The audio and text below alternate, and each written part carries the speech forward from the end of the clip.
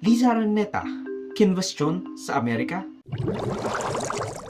So, kapapasok lang na balita, allegedly si Lisa Marcos ay naka-hold o hindi basta-basta makakauwi ng Pilipinas dahil di umano ay iniimbestigahan dahil sangkot ang kanyang entourage Person of na interest siya ngayon. At declare, person of interest siya ngayon. person of interest niya ngayon. Bakit ang dami nagsasabi, alleging the involvement ni First Lady Liza Araneta Marcos sa pagkamatay ng isang business leader, Juan Tantoco, noong March due to cocaine overdose ayon sa Los Angeles County Medical Examiner.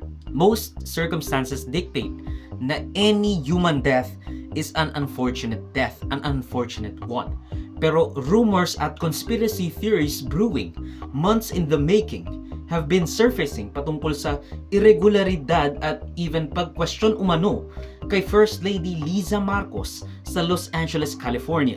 Now, we can't really expect the delicadeza from these conspiracy theories na grappling onto straws. Kasi nga, this is dirty politics, made even dirtier by publicizing the information or the private information ng mga pribadong citizen ng ating gobyerno. And the fact that they are grieving is just salt added to the wound. And this is sad. Now, I've actually been debating itong pag-cover ko nitong istoryang ito because it's a conspiracy theory lacking merit. Pero let's set something clear. Okay? I'm not a part of the pro-BBM vloggers. I'm not part of the whole cover-up thing na sinususpetsang ginagawa raw ng mainstream media. Independent po ako.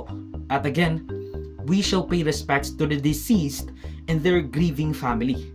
Respect and privacy po tayo. And, hindi ko naman talaga isasentro ang storya na ito dun sa namatay. Out of respect and also that hindi naman siya yung pinupuntarya ng ating mga DDS vloggers at mga conspiracy theorists na walang magawa. Ang pinupuntarya nila ay si Liza Araneta.